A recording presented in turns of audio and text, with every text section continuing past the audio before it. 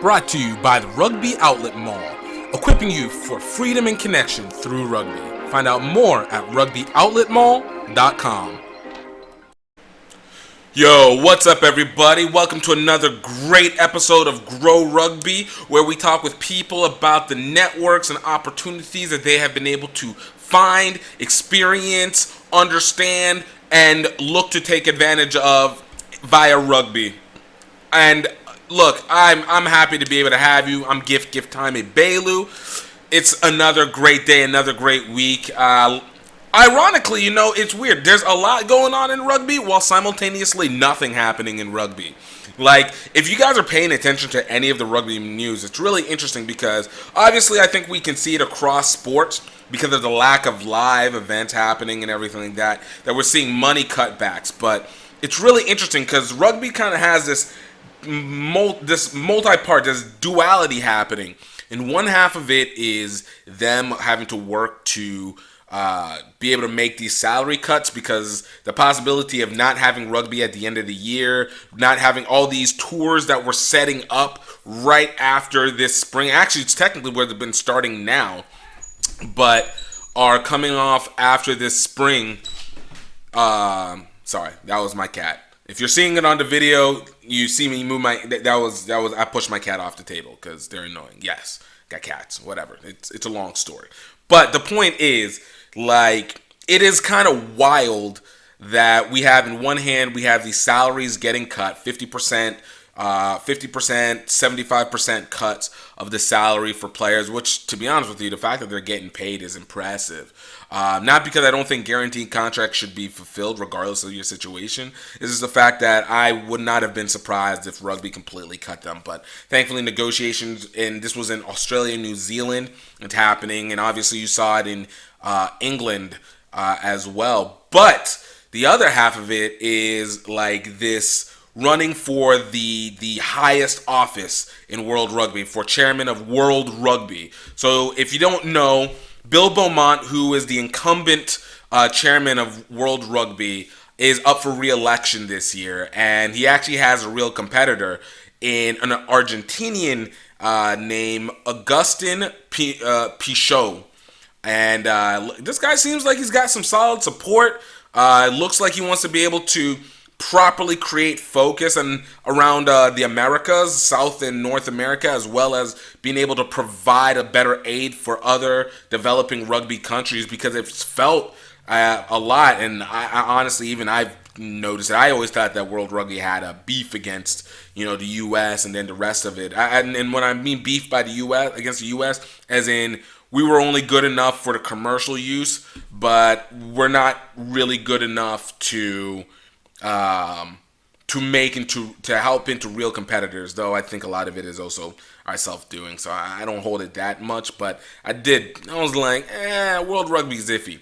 But Augustin Pichot wants to actually work to make developing rugby countries into higher grade countries, obviously help the Oceanias, the islands, Samoa, Tonga, and Fiji. And so we have this impact happening across the board. And it's going. The voting is actually supposed to start on April 27th, and we're supposed to find out the actual voting on May 15th. So if everything goes, personally, I think it'd be dope to see something different. Like, I want to see a non-European, a non-UK person in the position. Now, mind you, there might have already been there, but not in the time that I've played. So as far as I know, it doesn't exist. It doesn't exist. But it'd be really interesting to see what would happen if you have that changeover, and that'll be huge, especially across the bounds of rugby. But I'm still learning it, so take this little political element with a grain of salt. But it would be interesting to see any change of pace and see how that does with the overall culture, because I think after this whole COVID thing is like rugby's business model should be completely adjusted. I mean, completely readjusted from this government-based, subsidized variation to a far more egalitarian, capitalistic version. The Americanness kicking in. The Nigerianness and the Americanness is kicking in on it. So there's that. And then even add to that a little bit, apparently Fiji is put in a bid to be part of the advising bodies in rugby, which is these are like the 8 or 12 decision making unions in the world that work to make part of the decisions for everything else. So the interesting part of it is there's this guy named Francis Keane who was the chairman for Fijian rugby, and the controversy that comes with him is that this dude apparently had a manslaughter charge in 2007, and people are now fighting against him actually having a chance to be in this position, though the arguments being made is that it's the Fijian union getting the position and not this guy specifically. But apparently this is being brought up, and he said some other homophobic stuff, and it's just like, yo, rugby, you guys trying too much. But even here in the domestic space, we're still talking about, like, obviously USA Rugby restructuring. Right now within college, we're starting to see this wave of D2 schools, these Division II schools now moving into NSCRO, which is the National Small College Rugby Organization. Ayo, I remembered it. And a lot of people mistook it as D3 when the reality is it was just universities that had small population schools and hence less opportunity to be able to create stable teams. But they're actually really good teams. A lot of great players have come out of that. I mean, Kayvon Williams, who plays for USA Rugby Sevens, came out of New Mexico Highlands, and that was one of the what do you call it? That's an NSCRO team that just killed it. And they were competitive with anybody. So, but yeah, we're seeing this wave. So basically, it looks like, the collegiate side really is taking its distinguishing markers, and I think it's creating real lines that will make for commercial lineage, which will be great. I'm also interested to see what's going to happen with the women's side, but I have a feeling like a lot of that women's side will also get absorbed by NSCRO on the D2, D3 side, and then for the D1 Elite side, they'll probably match up with College Rugby of America that currently holds like D1A men's rugby, D1A men's college rugby, as well as Elite D1 women's rugby.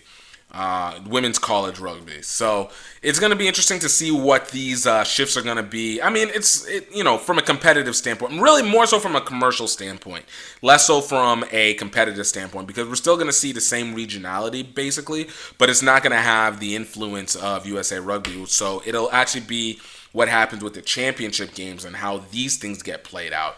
And that's where the commercialization is going to be. I think from the lower region, we're going to definitely see much more in terms of the actual teams working amongst themselves and creating the competitions within a tighter space so that they can be able to function much more fully. But hopefully we can help them be able to develop that and be able to develop a more commercial element to it. That something that USA Rugby was just not able to, because it's too small a body to hold that many components. It's too many moving parts for one entity. You have to have it split up into other entities. So what this next year, 2020 fall or all of 2021, 2022 is going to be interesting to see what these movements change. And then we also had some additions into the USA Rugby Hall of Fame.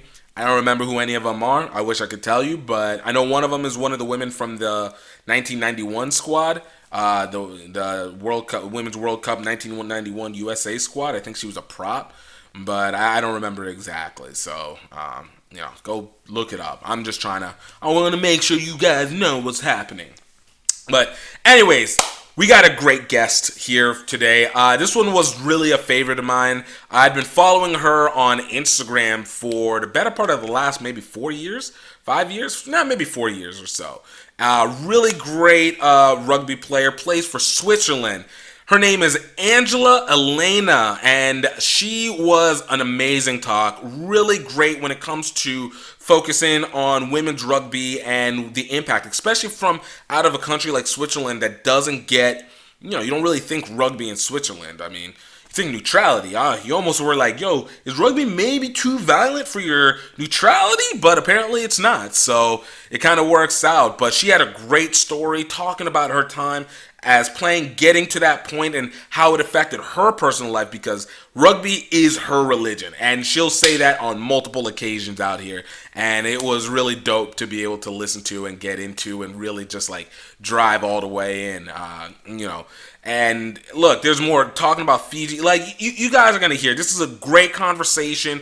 Definitely take the listen. And also, please, don't forget to go check out Rugby Outlet Mall. That's rugbyoutletmall.com. That is the place where we are providing the mechanism and trying to equip people for freedom and connection through rugby on this rugby adventure, man. Rugby is the network. It's a social network. It's a cultural network, and we want to make sure that you're in place. We have things in there ready for you. We got regular GiftTime rugby merch. We got HBCU Rugby Classic merch. And, of course, we have a slew of other things that we feel would be best to either help those who are just entering into the sport, help those who are looking to travel outside of their domestic region, and just help those who are looking to have a much stronger focus on showing and emulating that rugby cultural movement and lifestyle. So, guys, please check out rugbyoutletmall.com. And for you guys, we have a coupon code, Rugby Stimulus, for 10% off of any GiftTime Rugby merch. That's any GiftTime Rugby merch. That is RUGBY Stimulus, STIMULS LUS MULUS, and you guys can get 10% off of any gear that we have. So, guys, check it out. You guys are gonna love it. But in the meantime, Angie, Elena, check it out.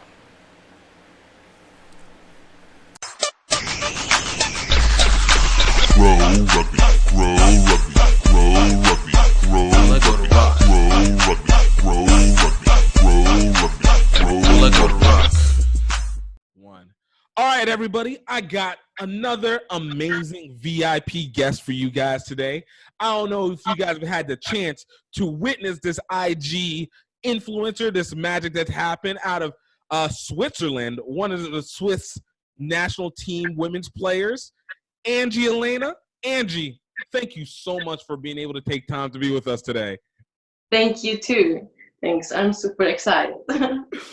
Look, I have to say, like, right off the bat, you became one of my favorite IGs to watch for a multitude of reasons. Like, a lot of people talk on the surface, but I think one of the things that have been one of my favorite things about you is your undying, deep, intense love for rugby. Yes, absolutely. Absolutely. It's bigger than everything in my life is rugby. That's true. Yes, that's true. Yo, and look, it's not even just like the love, because a lot of people will say they love, but it is the presentation. It, like you said, it seems to go through how you live, your workout, your daily lifestyle, your philosophies. It kind of proceeds in all that.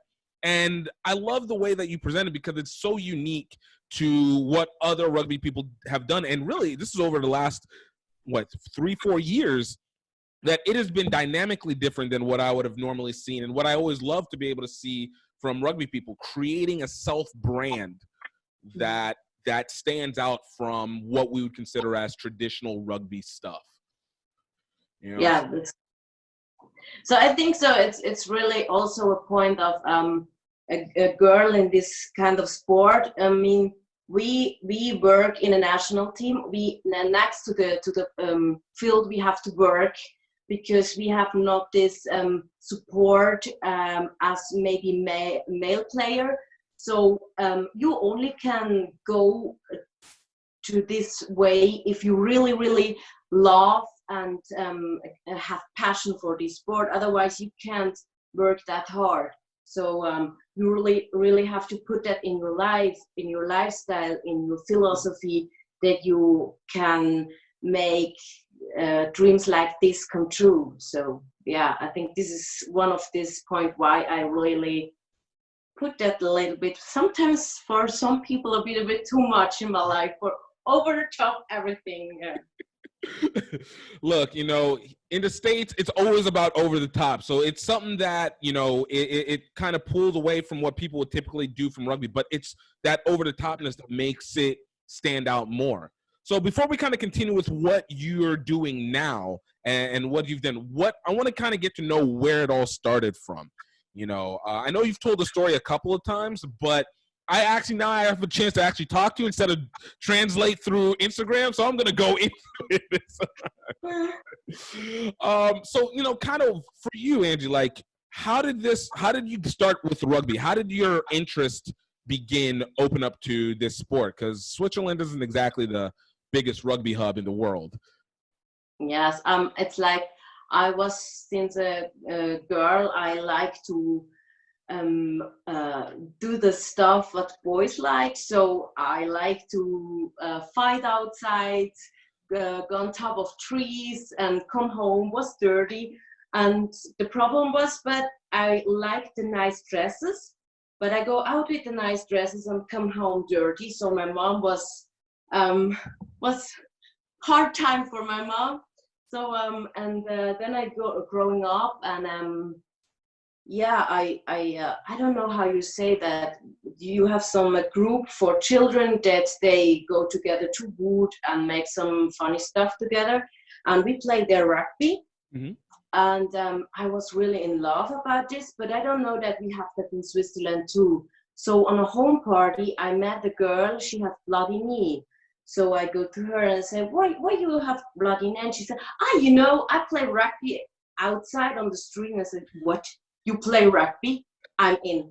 And on the next Tuesday, I start to play rugby. And from this day on, I fall in love with rugby. And I never stopped. Now it's almost 16 years ago, and I can't be without them. It's, yeah.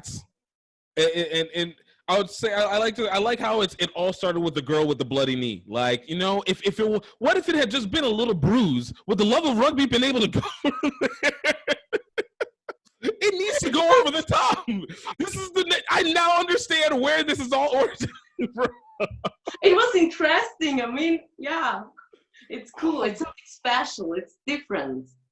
Oh, and I agree. Even here in the States, I know for me, I started when I was 22, and I'd always known about rugby because American football kind of derives from it.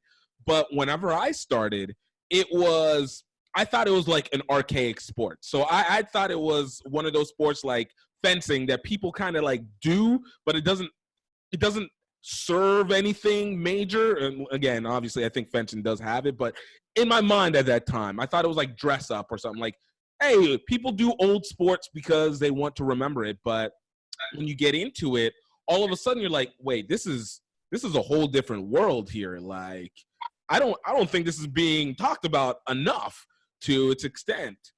So this is sorry. No, continue, please. This is exactly that why I love rugby also. I mean, maybe in my past when I was really a young kid, I was not really the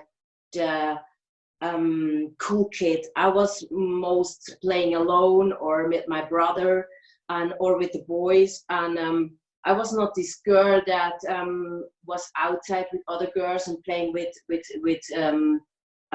dolls or something. And then I grow up and I really feel some different because I was strong, but the normal girls was skinny and soft and then I was different. I was loud. I have temperament. I was full of power.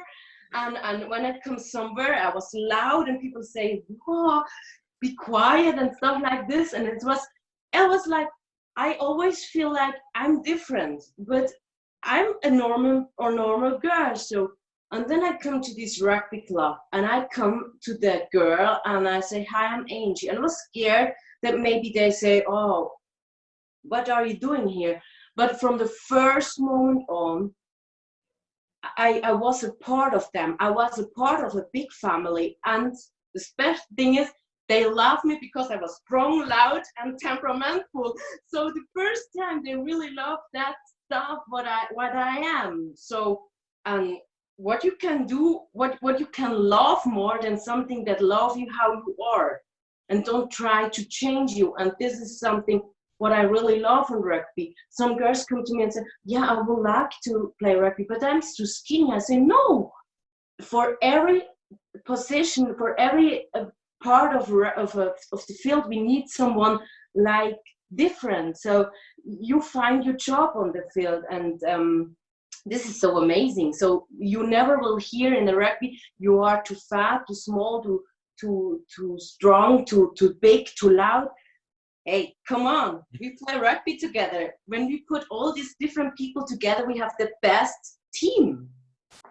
So. And no, that's 100% it. And it's like you said, it's such a unique component because it is all fitting. It is almost essentially a one size fits all because there is a value for it. The only thing that sucks is that you have to run a lot. So that part you're going to end up kicking in one way or another. But even at that, it becomes purposeful, regardless of whatever your size or your talent is. And I remember I had the same thing. For me, you know, I've been one that I've always been in sports in some way, shape, or form. But when it got into rugby, ironically, it wasn't so much the field play, because the field play was really similar to me like American football. It was like, oh, we go, we hit, you know, whatever. That part is fun. But it was whenever we got into the culture, and I think we had a tour that was at this event called Pitch a Tent, a social rugby tournament, sevens tournament, like in the middle of nowhere, just nothing but rugby people and like 15 fields and like camping. And I got to that place, and it was at that moment where I was just like, yeah, no. I've actually found my place. Like this is what I have worked my entire life to get to this level of having that access where everybody is just cool. Everybody kind of is on the same page. Everybody's crazy, but in the same way. It's that right kind of craziness. And even whenever you were saying about your loudness, I'm like, yeah, she was tapping into that African, that Latin side. I was like, all right, so it is genetic in us. All right, that's good. Maybe also it's a problem because I start maybe with a bit of kind of different sport. When I was really young, my mom think maybe I help you to get a little bit more sensitive, and I'm not walking through the room like an elephant. So I start with ballet. So can you imagine me with a pink dress dancing ballet? I try it really hard. I really try it hard. I was not bad. I mean, I have the muscle. My legs were strong. Yeah, you're strong. Well, it looks maybe like a little bit weird. So I feel not really ever like a ballerina. Mm-hmm. And we have a lot of special theater. And the girls always can be princess and fees. And I was always the man. So I feel like I'm a girl. I want to be a girl. Why you don't accept it? So I stop to play, dance ballet. I danced 3 years of flamenco. But it's like you have to do something what someone says. Right. Okay, in rugby, sometimes you hear your trainer screaming sometimes. And sometimes I just understand, Angie, go take the ball and go through. So I do that, and I think I don't do that really bad. So. Yo, but that's real. Look, you know what? It sounds like when doing all that ballet, even though ballet wasn't the one for you, it made you probably have better rugby feet because you have a better understanding of your balance. Absolutely. For the start, it's good to make something like this because you start to feel your body, to start you to accept your body and see what you can do without your body. So with your body, I mean, this is for sure not a bad start, of course. Right. And it's always been interesting kind of seeing, again, we go back into how all these things kind of fit in together into creating this this rugby, what we are able to create on the pitch and on and off the pitch, namely. So, all right. So you get part of this rugby team, and this rugby team, this is based in, you know what? I didn't even tell people where you were from. Well, if you can, let us know also where you're from. This is the bad hosting of me. I'm so interested in wanting to get into the story. So I born in Colombia, and I get adopted to Swiss parents in Switzerland. And I start 15 years ago with the town club. It's the Angels. Represent.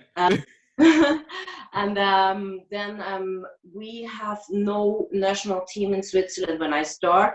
It was first a part of the French part, because the French part was more involved with rugby from France. So they start to put a little bit clubs together for something like kind of national team. And they play, when I'm not wrong, long time ago.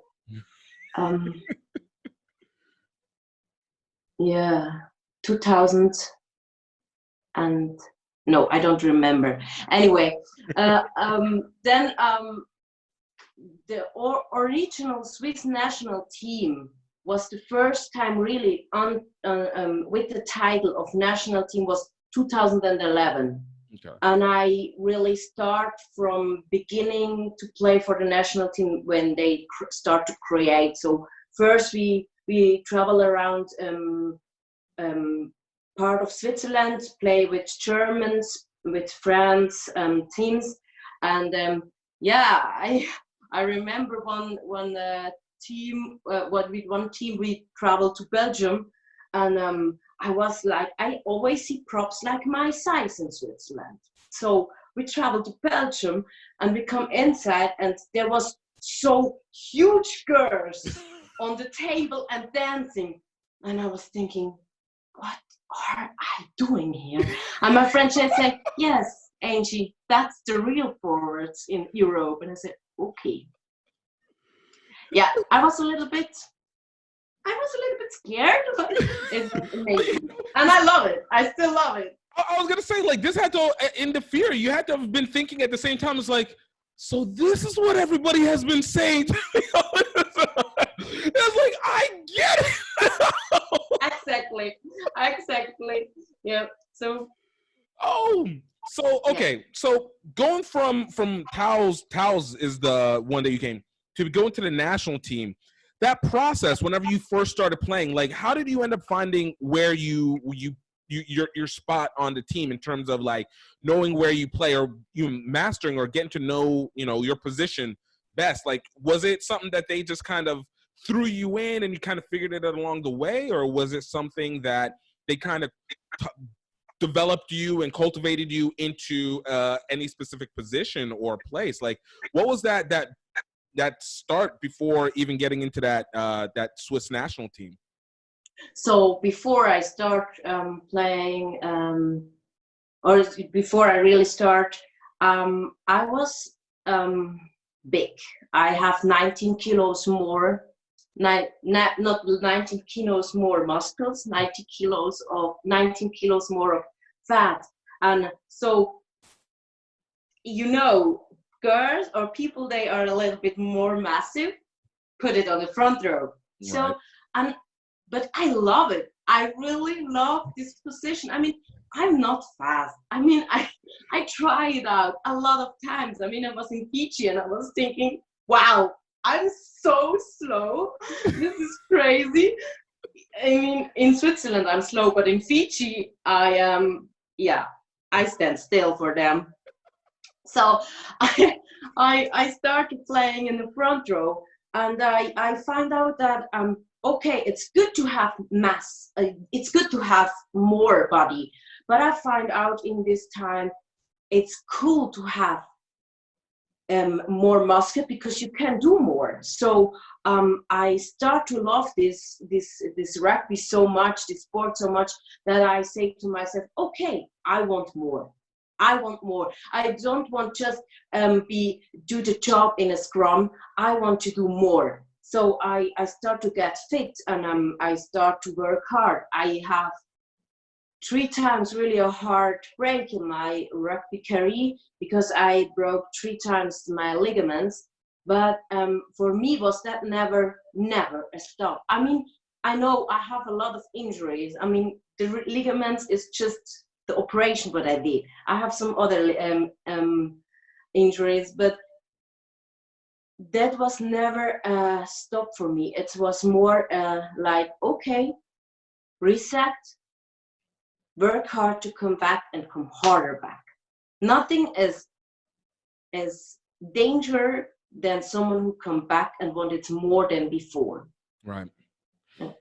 You know, and that's, and look, we always say, especially when it comes to sports, it's not how you get hit, it's how you react afterwards. You know, can you get back up? Can you make it happen from there? And you know, that's one of those things that, you know, you've always been able to present well within your IG. I remember, you know, I remember both ACL injuries that you had presented. I remember at least one, the latest one that you did, and you posted your process of coming back, you know, being up on the leg. You're still working out. You're still finding a way. I'm gonna lift weights, you know, and the slow process of running and doing the workouts. But the thing was the being able to be vulnerable and also show this aspect of yourself, to be able to see like, yo, this is the development. As much as I love this sport, this is the cost, and the cost comes with work. And if you're willing to do the work, hey, we can come back and you'll be good. And if you're not, then, you know, you can sit and you can chill. It's not necessarily a bad, but it's like, yo, this is your passion. You've always been able to show that. So I have to say, it's been something that's really appreciated. And, you know, and it kind of leads into my next question. Oh, what were you about to say?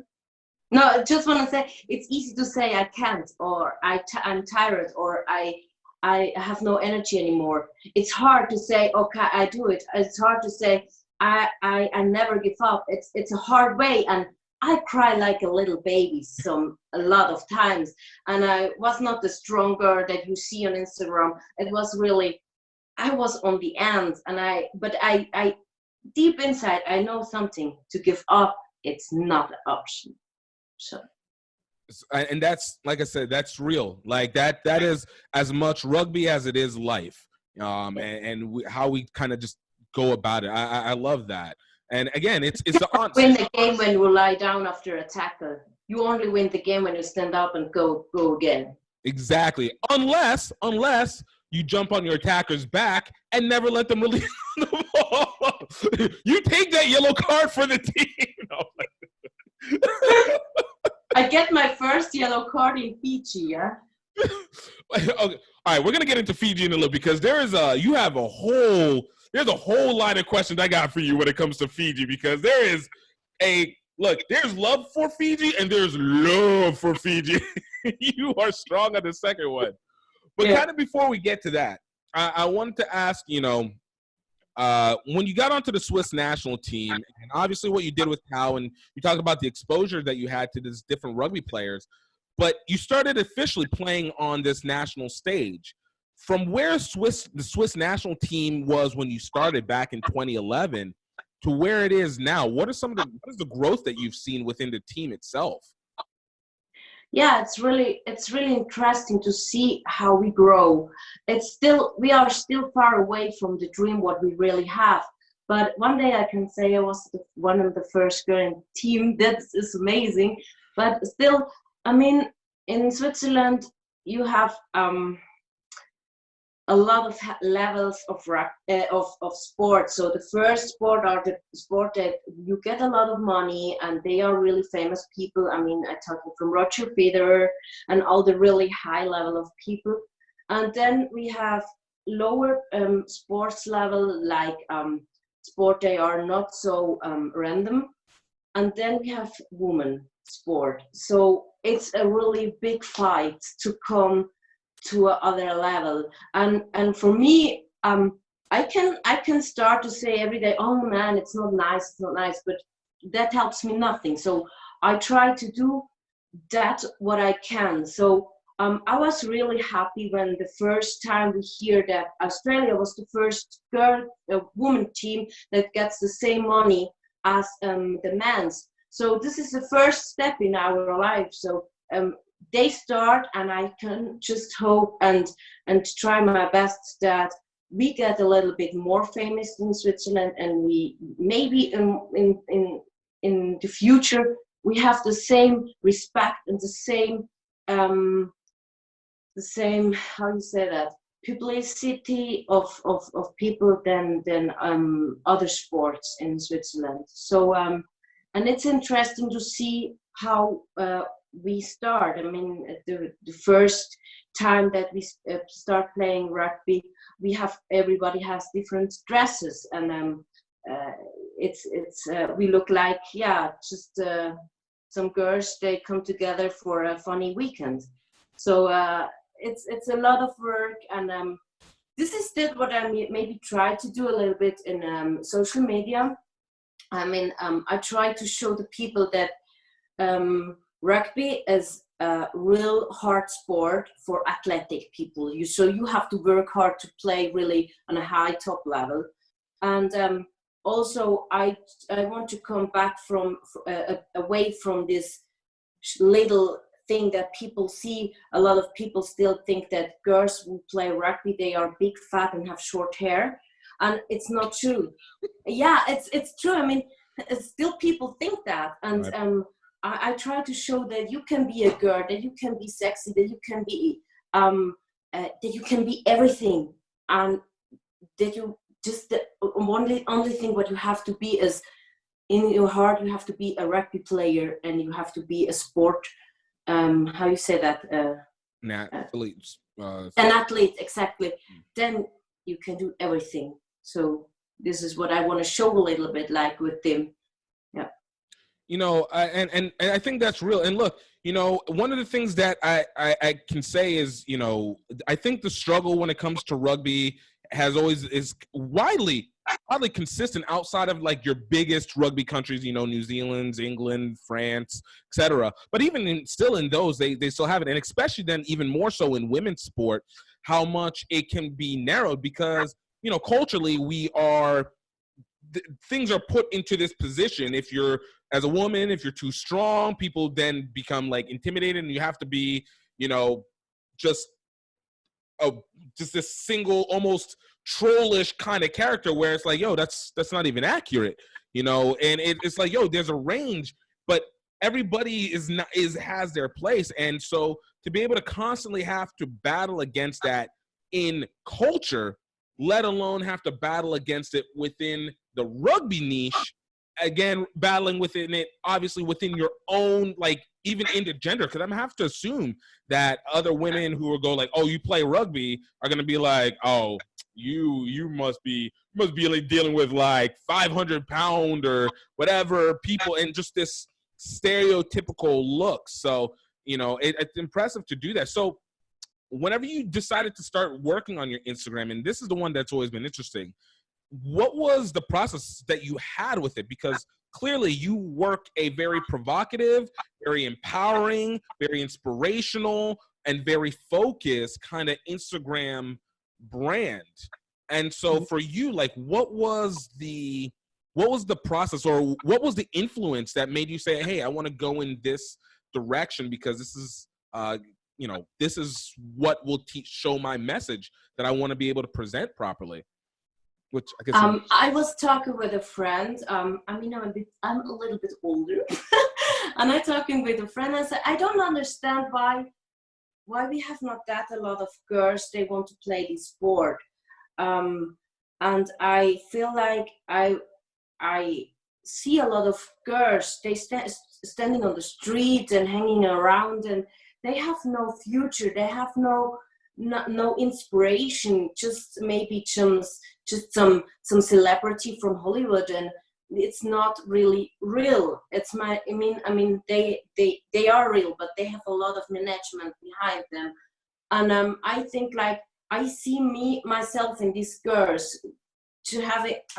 You are maybe not accepted everywhere because you are maybe a little bit different, or you have too much energy, and then you have nothing where you can put this on. So and I think, like, some girls, or every people, I mean, need something who is special, who take them and help them to feel herself good how they are.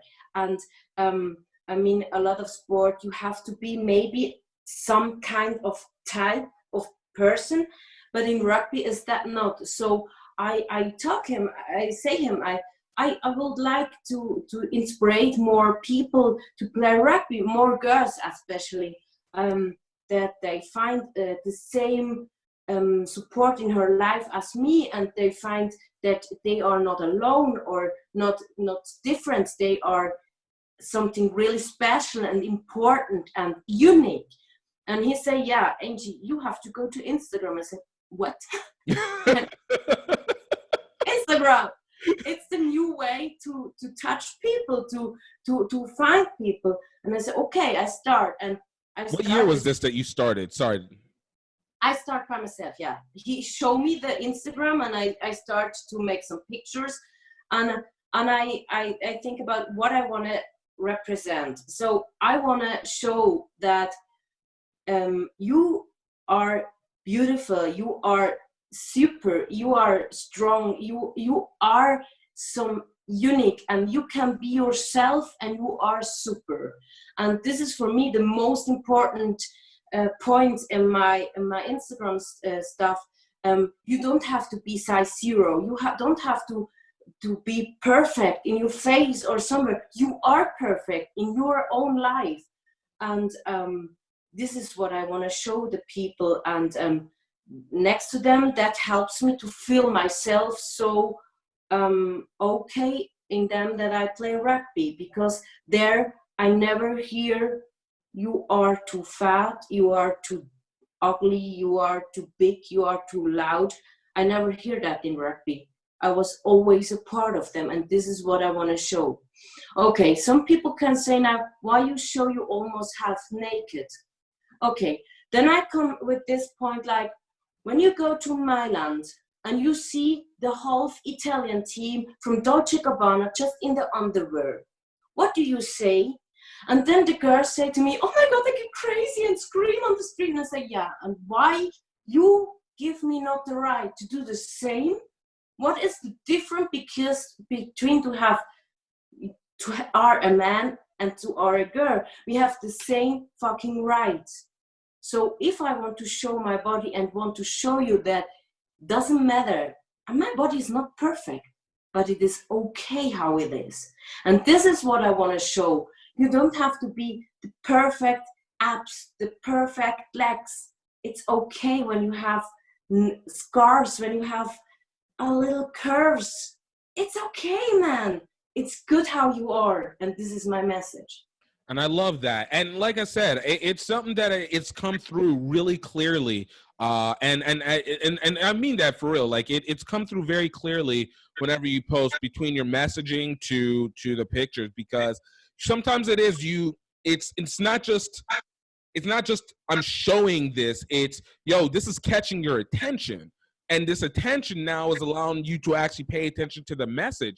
It might take a little bit for you to get to that message, but you're seeing the message, and the consistency is all we need is for you to pay attention to the message, and the rest will take care of itself. Yes, and if you don't show your body, and you give someone the feeling that this is wrong, you give automatically the people the feeling that they are not good how they are. Right. So when you say, why you do that? I say, why I can't do that. Right. I mean, what is wrong on them? It's my body. I born naked and I die naked. I mean, yeah, it's true. It's true. So it's true. When I say someone, oh, don't do that because it's weird. So you put yourself in a box. In a box and think it's not okay to be normal. Right. And this is wrong. Exactly. It's always the concept of a stigma. And the best way to end a stigma is to reveal it. Like, yes. The biggest vulnerability that you have is the one that you have to try and hold back, because of the fact that it inherently goes into the mind of saying it is a negative, when it's not, especially whenever it's natural. It's not a negative. That's you. You are literally being you at your literal form. And that, I think, is what becomes empowering, not just to women, it's to guys as well too. But the key is that it's empowering because it does give permission to say, hey, I can be strong in myself, right? And it's still a little bit in our minds that boys can do that and girls not. Yeah.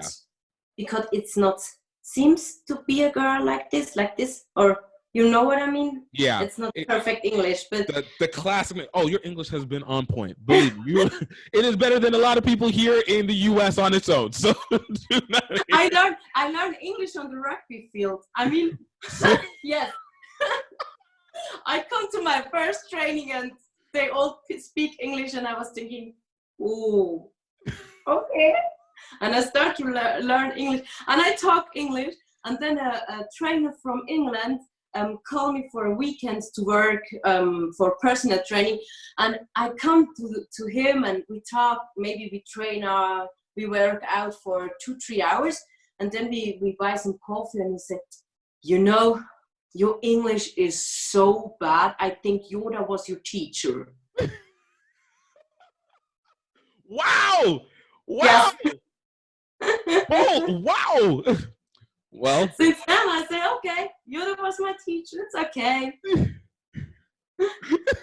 see, those are kind of things where you go like, look, man, let me hear your German.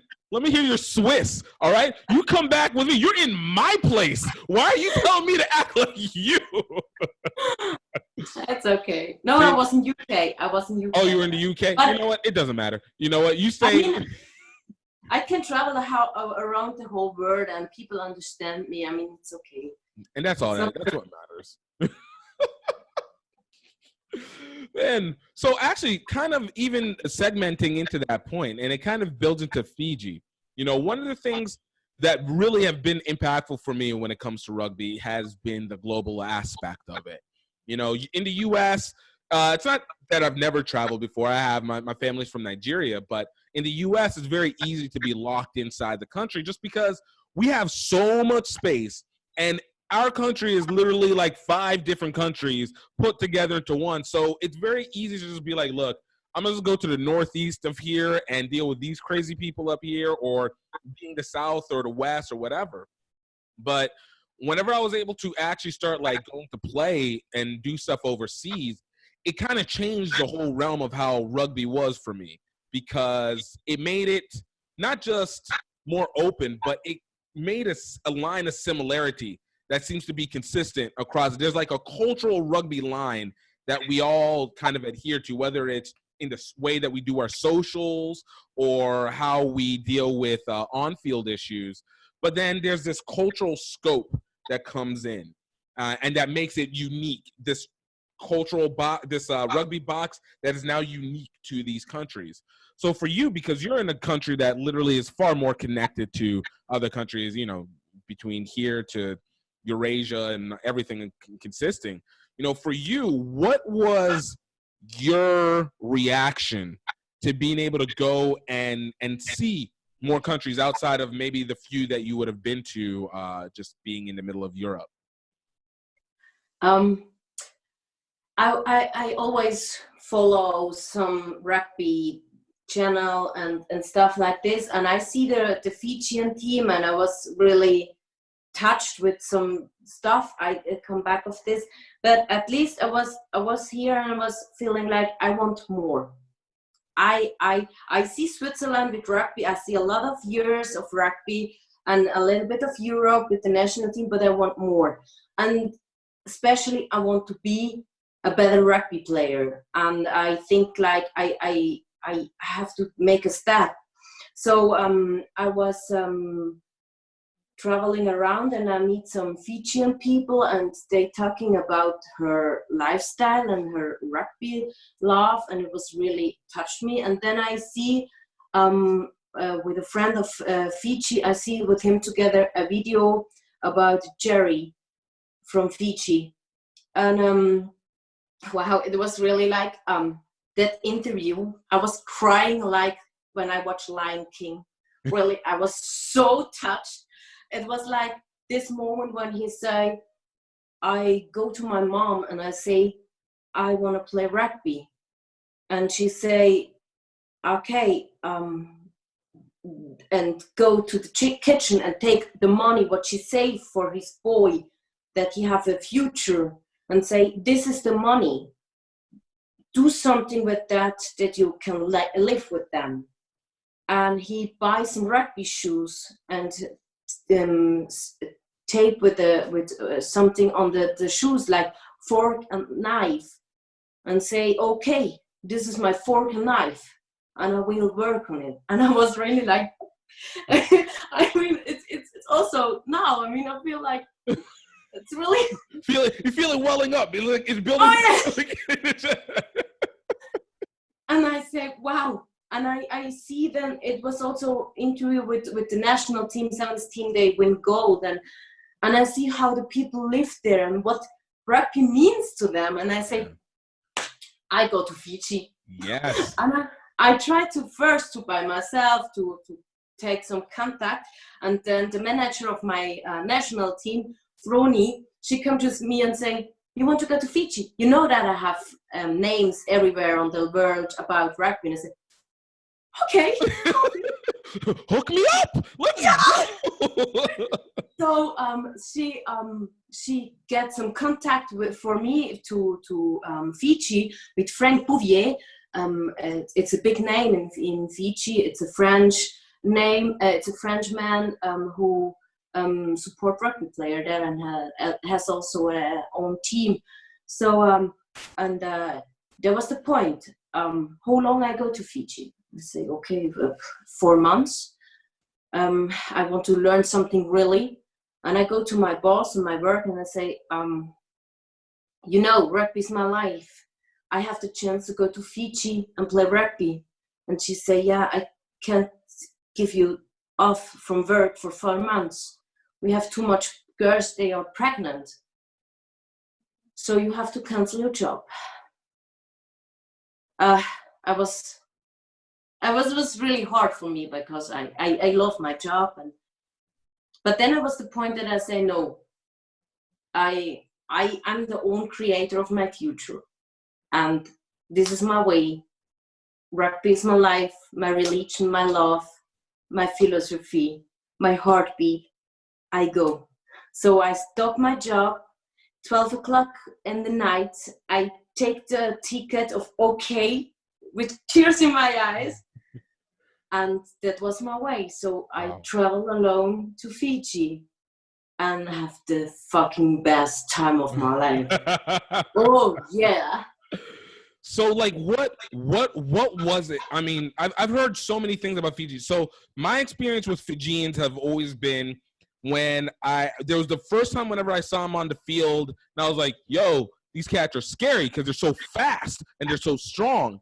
And then I'll talk to them off the field. I'm like, yo, how are you guys the sweetest, most peaceful, kindest people I've ever seen? I'm like, this doesn't make sense. You're supposed to either be like super loud from being on the field, or all this quietness should not make you this. You're like powerful on it. Like you are a paradox for us. But you know, for you, like being in Fiji itself, being in the land that they are, like what was that experience like for you? Fiji is the heaven of rugby. It's my paradise. When I die, I want to go on a place like this. No, it's like, so I come there, and on every place, people playing rugby. On every place. Girls, boys, kids, old humans, everyone plays rugby. And they are always smiling. And it's not a fake smile like you see on Instagram. So it's the deep smile, deep inside of your heart. And soulful smile. I don't know. It's wow. And I go to my first training. I travel on the morning. I come there, and then at the afternoon they say, yeah, all right, already. We go to the first training. I say, okay. I bring my rugby shoes. So I come to the field. Of course. With like, I don't know, 100 people, or everybody was playing rugby. Wow. Yeah, it's more like they start a little bit with touch rugby. So there's a group of people, there's a group of two people, and there's a group of people. So I think I was the only one with rugby shoes. The rest was with flip-flops and no shoes. Wow. And the hardest thing is when people running faster with flip-flops than yourself with rugby shoes. It's like, how are you getting so much grip? Where is this momentum coming from? I don't know. And I was really shy, and I shame myself when they say, yeah, this is Angie, she played for the Swiss national team. And I think, no, don't say that. don't say that. Please say that I'm from, I don't know, from the mountains of nowhere and I can't play rugby. It was, wow. And the passes of them, when we say we make a short pass in Switzerland, is maybe like 1 meter, 1.5. Mm-hmm. A short pass in Fiji is like the whole field. Yes, believe me, I work really hard to have a little bit next to them to play. It was, wow. I mean, I'm a prop, 15th prop. I mean, sometimes I play for fun sevens. And I play with my team on Coral Coast 7 against Japan, China, Hong Kong, and Fiji. I mean, I will never do this again in my life. I'm a 15th pro. I make deadlifts with 120 or 130 kilos, but I run like a snake. Yeah, so. No, but look, but you know what? It's the fact that you got to you're on the field, because look, there was no chance. Like, they're gonna make everybody looks like stone whenever you're going against a Fijian or you're going against that much competition, because like it's almost like genetically predispositioned to be rugby proficient. Like it's God, nature, rugby. I feel like that is the reference point for Fiji, and it adds to what makes, I think, the peacefulness and yet the impactfulness of them on and off the field so significant. And so to know that, like, I had another friend, he brought his rugby program, his high school rugby program, down to Fiji. They made a movie about it, this team called ISAF, and it, like, they did kind of a movie of all these places they went, like I think Italy and Brazil and everything. But when they went to Fiji, it was like there was a change. Like, it was the first time, like, the movie, like, really all connected incredibly well together, and all of a sudden everybody just seemed in sync. And then it was like introspection. Everybody's like learning about themselves, and then finding like their Fijian brother, their Fijian sister in like, it felt very, like I said, very, very soulful, very, very soulful in it. And to even hear that even from you, and then obviously the amount of work that you came, like, after you came back from Fiji, I mean, and you were there for 4 months, like, after you came back home to Switzerland, like, what was your perspective change coming after that? It was hard. I mean, the first 3 weeks I was really, sometimes I hear the word like egg, because I was the first time white. I mean, in Switzerland, I'm the Latina. The darkest one. I'm like coffee, and then in Switzerland, in Fiji, I was white. First time, I was the white girl, and then I start. For me, it was really important. Don't go there like a tourist. Mm-hmm. I go there with respect and with open hands. I want to learn and take that much that I can from this country. So I was only with local peoples together, mm-hmm. and I met Bulo. I think you know her from the US team also. And sometimes I text her, what I can wear tonight? Is it okay when I wear this and stuff like this? I mean, also, like, now I have a sulo. I'm wearing a sulo. Mm-hmm. It's a wrap. Yeah, it's a dress like in Fiji, mm-hmm. because I feel so comfortable with the culture. I start to really love and feel the culture. So I really try to go with them together. So, and I live really in a house with some other rugby girls together. And the first week I lost 3 kilos just for workout. I mean, we have at the morning at 5 o'clock because yes, it was the only time that it's not too hot. 5 o'clock in the morning we have gym session and running session. Then at the afternoon at 5 o'clock, we have again 2 hours of rugby training. So it was really hard. And for a prop to start like this to work out, I lost so much kilos. It was easy to lose them. At that point is where you go like, oh, this is how you lose weight. Oh, I've not been told to all this stuff. This is what I had to do. So simple. Go to Fiji and work. So, and I live in a village, and this is something what really, really also it's for me. So it touched me. I mean, I come home. It was dark. I come home. I was tired from training, and I was Auntie Angie. I was not more the girl from Switzerland. I was no more the white girl. I was Auntie Angie. Nice. And so a little girls come around to me and say, "Hey, Auntie Angie, here is your dinner." And I said, "Why?" "Yeah, because we know that you are hungry, you come from training. So people, they have almost nothing. Give me her food after my workout because they know I'm tired." And this is, I don't know, I never see that in other countries, people like this, you know, this is amazing. And after 4 months, I have to go home. I broke my ligaments on the last tournament. I have to go home for my ligaments because I have to get an operation here in Switzerland. And I cried the whole way home. And the girl from the airplane, the stewardess, she come to me and say, "Why are you crying so much?" And I say, "Because I don't want to go home. I feel home here in Fiji." And she say, "You don't go away. You will stay in Fiji with your heart. You cannot lose the island in your heart. You are a Fijian. You are one of our family." And then she asked me in Hong Kong, "What are you doing now?" And I say, "I stay 10 hours here and wait that my flight go back to Switzerland." She said, "No, you come with us. You are a Fijian. You come with us." And she take me to her hotel room and let me shower, take me for dinner, give me some dinner, and bring me back to the hotel room and say, "Sleep a little bit and rest that you can fly back to Switzerland." So she never seen me before.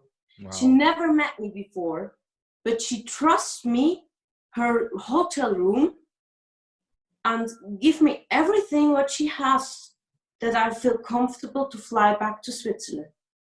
And this is so much love. And this is Fiji. I mean, every country has bad things and good things. It's normal. But the spirit and I don't know, this is amazing. And then I come home to Switzerland and I have this operation and I feel alone. I feel really, I have a lot of friends, but I feel I was lost. In my mind, I was lost time long, yeah. It was a hard time to come back and feel me back home here. Yeah. So, I mean, you know, I think it's been one of the most important things when it does come to rugby, because I think that it's oftentimes many people, wouldn't have naturally had that opportunity to have it. Because, I mean, think about it. Other than you playing rugby, at what point would you have thought about saying, "I'm going to go to Fiji," like just randomly? It most likely wouldn't have happened because there was a connection that you had. It was within this sport. And I think that has played importantly. I know I did this trip into Asia for 2 months this last year, and I'd gone to Asia basically since 2016, 2017, going back. Outside of rugby, there has never been a time in my life where I was just like, oh, yeah, let me just go to Asia. Like, why not? Because it never sat. When I went there, it was like my reawakening. It was like, okay, it gave me a reason. I was like, okay, I know what it is that I'm doing here with rugby because this makes sense, and I'm something that I knew I could do within Nigeria and the other African countries and elsewhere. But it was culture and love is not limited to what it is that we know within our immediate surroundings. Like, we might have been taught this, but this aspect is wider than you could ever imagine. Like, to be able to have that experience that you had with Fiji is so wildly different than what you could have ever imagined coming into like in Switzerland or anywhere, just because it plays different in your head. Like, there's just a different culture that we all have here in the States or Europe or whatever. And you go to these places where a lot of people have poor perceptions of the area and have this notion, and then you go there and you're like, this is nothing like what people are talking about. Like, this is awesome. Like, I mean, I get their struggle, but there's a weird peace that has come with in this struggle that people have been able to find, and I think it's very redeeming for the perception of humanity, if that means anything. Like, yeah. It just kind of changes the way that you look at the world, and there's a lot of bad, but it doesn't feel as imbalanced as it always seems if you're looking at it from what's being told to you. Yeah, I mean, what is also, I mean, there are a lot of memes on social media that go in a rugby bar and you have friends. Right. And this is true. This is true. I mean, you see, I was in San Francisco last year, and and I since I play rugby, I have friends on the whole world. Yeah. And this is really, really amazing. You find friends everywhere, and I don't know, you trust people who play rugby because you have one same passion. I have a friend from England. They're playing for a tournament here in Switzerland, in Neuchâtel, and one of them can't go back to UK again because they have some problem with the papers. Nothing bad, just a little bit problem with the papers. I understand. So a friend of them texted me, "Hey Angie, we have a problem. Big Nick is not able to come back to UK. He's then on the airport in Geneva." I say, "Okay, no problem." I travel with the train to Geneva, take this big, huge man and bring him to my home, and I say, live in my apartment with my friends together, and you can stay here as long as you need, and when you can go back to your home, he lives in Australia normally, then you go, and as long you don't need to pay money, we are a rugby family, we help each other done. And this is yeah. So this is normal for me. I help people from rugby if they really need helps, and I feel so much support and help from other people from rugby. So this is really a huge family, and this is amazing. Agreed.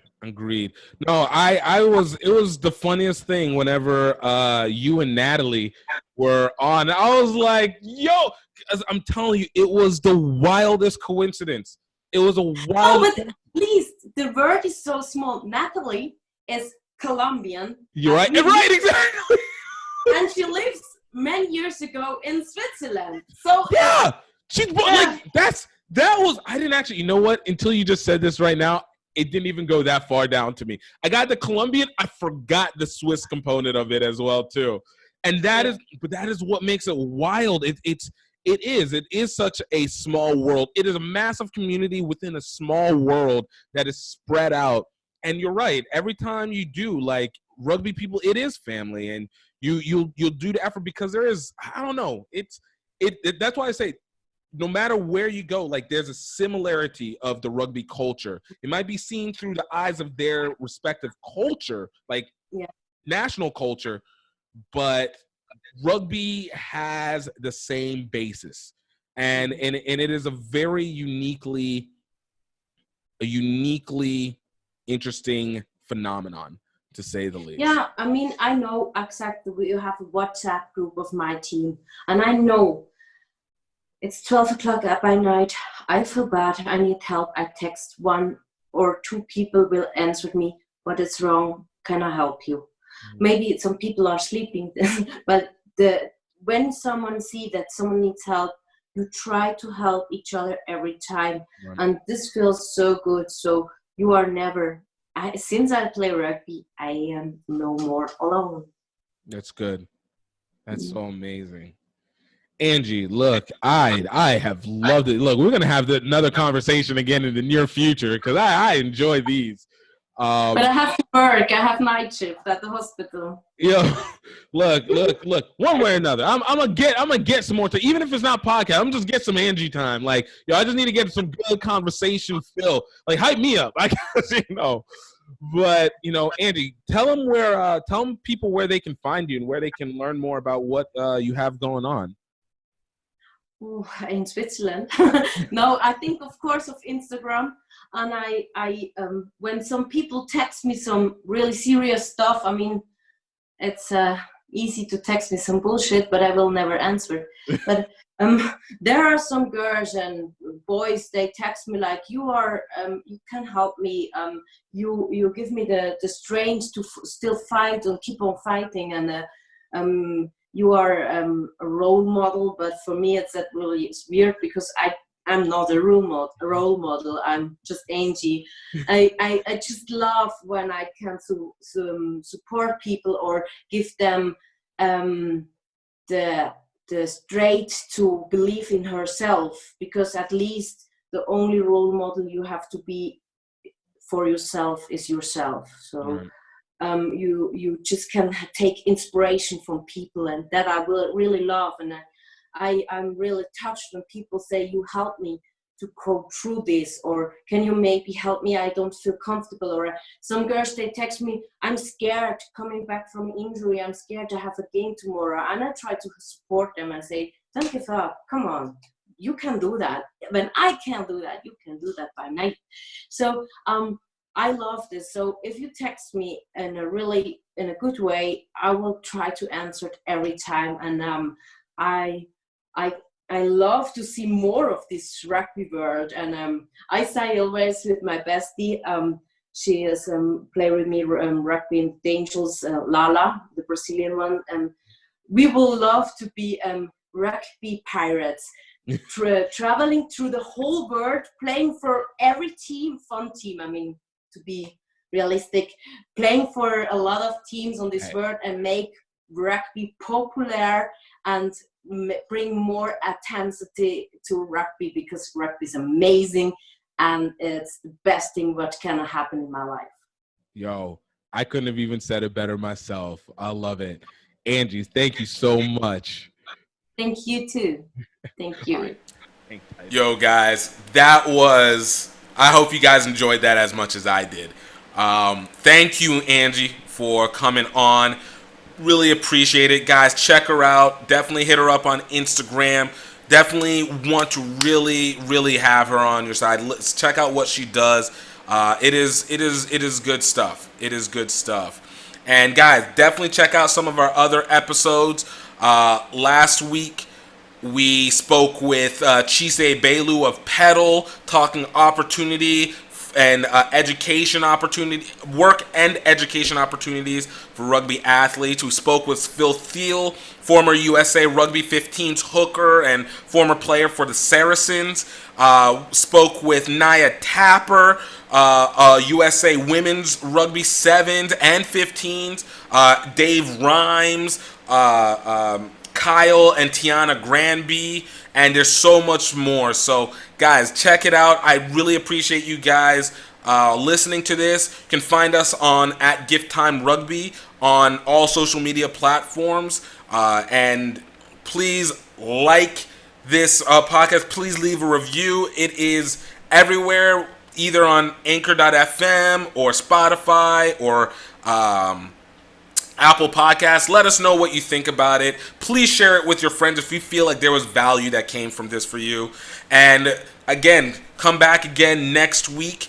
Tuesday we're dropping these, and hopefully we're able to grow more and more. We want to make sure that we're informing you about the opportunities and networks that you can get through this rugby culture. So my name is GiftTime and Bailu. You guys have a great rest of the day, and stay safe, stay healthy, and stay in good mind. Cheers.